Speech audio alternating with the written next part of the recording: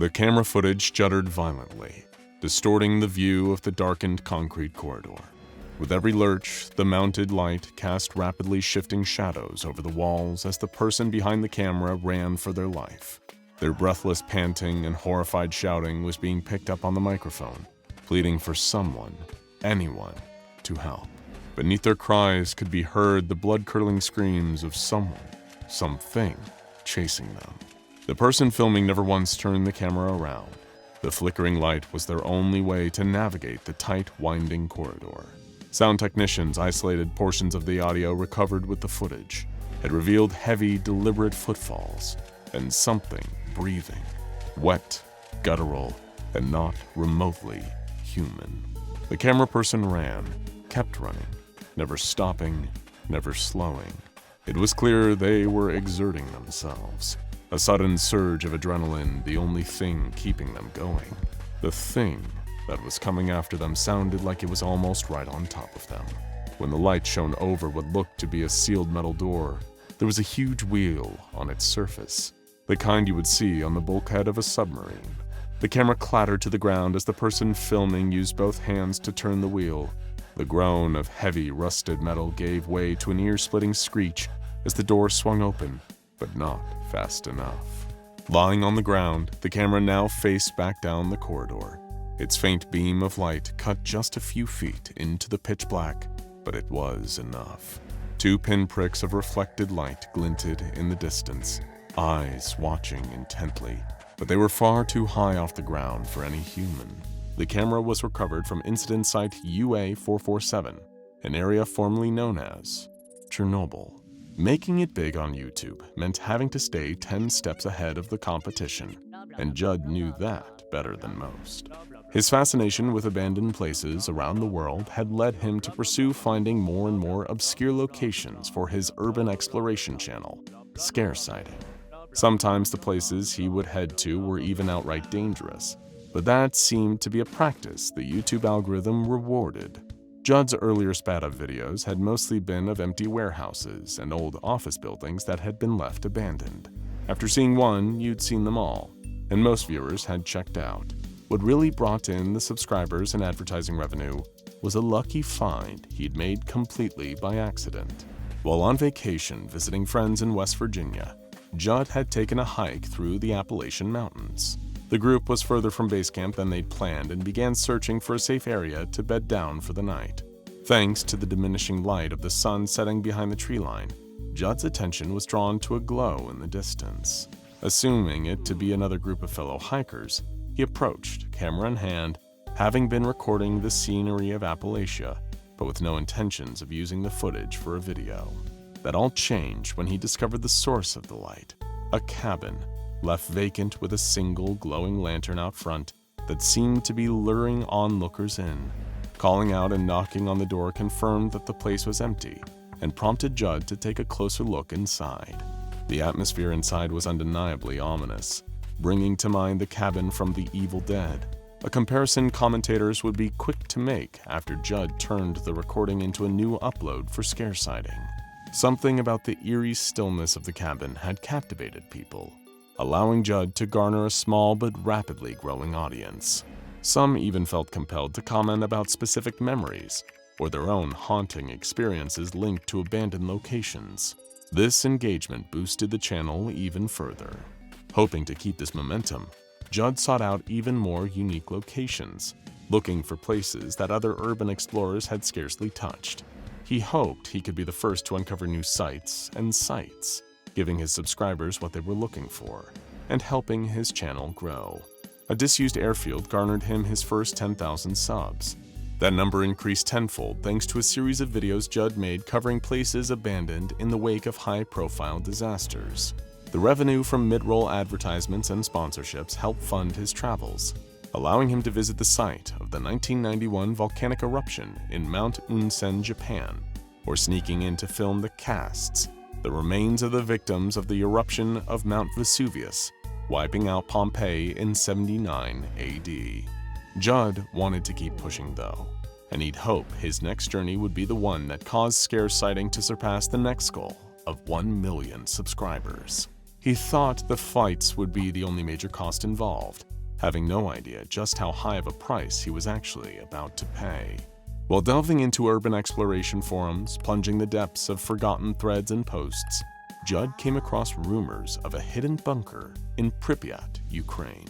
According to the scattered stories, there was a hotel with a hidden tunnel system underground that led to a secure fallout shelter. Not a lot to go off, but the main draw was exactly where the supposed bunker was said to be located. It was said to be somewhere within the Chernobyl Exclusion zone, which would make it one of the most toxic, irradiated locations in the world. Eager to capture footage of the infamous bunker, Judd began preparing. He researched radiation suits, making sure both he and his camera could survive the contamination still lingering over the exclusion zone. Then he booked his flight and set his scare sights on the Policia Hotel in Pripyat. Little did he realize this wasn't the only thing he'd unknowingly set his sights on. It was little more than a speck, a pixel so far in the background of an image he'd scroll by for less than a second. But that was enough. Inside its containment chamber, miles away from its next unwitting victim, SCP-096 began to scream. The sudden activation of its rage state was something Foundation containment experts had been trying to predict with greater accuracy. They hoped they could better prevent containment breaches if they knew when the shy guy was about to attempt an escape. Thanks to their heightened state of alert, they were able to resist its efforts for now, slowing it down thanks to security personnel witnessing it directly. Though this meant it would just have to kill them before it got to Judd. Having touched down in Ukraine and boarding a jeep towards the exclusion zone, the urban exploration YouTuber made sure he had his gear ready. The camera was already rolling, his hazmat suit was prepped and sealed tight, and his Geiger counter was ticking steadily. The driver indicated a spot on the map, a decent way out of the safer, lower radiation area of Chernobyl. Judd made a point to memorize the spot he was due to be picked up at later, but he'd never make it there. Dropped off within the exclusion zone, Judd began walking alone through the desolate area. Gray, concrete Soviet-era buildings towered over him as he made sure to capture footage of the oppressive environment that surrounded him on all sides. Approaching the Policia, Judd found himself checking over his shoulder as he sheepishly stepped across the threshold into the building's entrance. Nobody had set foot here since the day of Chernobyl's infamous nuclear reactor explosion, yet for some odd reason, he couldn't shake the feeling he was being watched. There were several rumored entry points to the mystery bunker, but one theory stood out. It claimed that the entrance to the underground tunnels had been cleverly disguised as the door to an ordinary suite, one that couldn't be rented out to the hotel's guests back when it was open for business. Sure enough, located between a standard room and a staff-only supply closet on the ground floor, Judd came across an unlocked door that opened up to a long flight of stairs instead of another room. Flicking on the light on his camera, he checked his Geiger counter. It had been ticking intermittently the entire time he'd been searching, but as he descended the staircase, each step was punctuated by the sound of it detecting higher levels of radiation. A great bit of ambient sound to add to the atmosphere was Judd's first thought, as he recorded himself wandering deeper into the darkness. Reaching a sealed entrance at the end of the tunnel, Judd froze. This was it. He set the camera down, making sure to get himself in frame as he used the strength of both arms to turn the wheel and open up the door. The metal screeched, causing Judd to pause suddenly.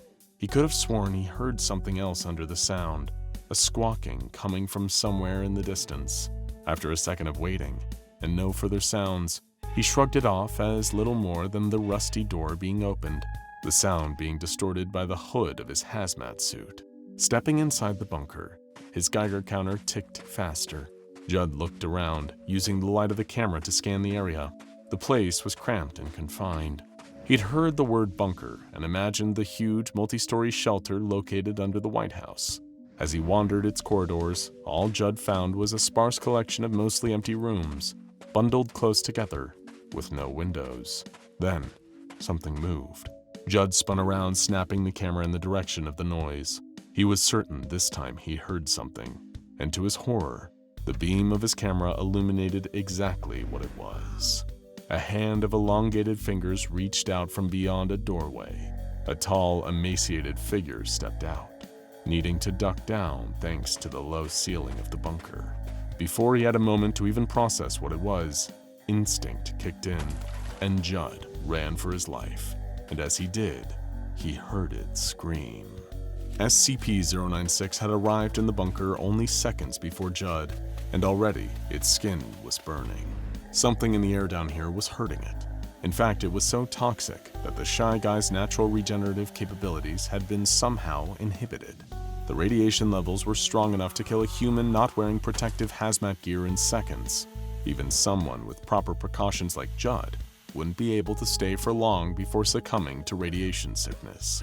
As it wheezed and screeched, feeling pain coursing through its body, SCP-096 found itself struggling to move at its usual speed, but it was no less relentless as it pursued its would-be victim, only to have the door to the bunker shut in its screaming face. Trapped inside, SCP-096 wailed and banged against the door, as enraged as it could be while the cells of its own body fought to repair themselves.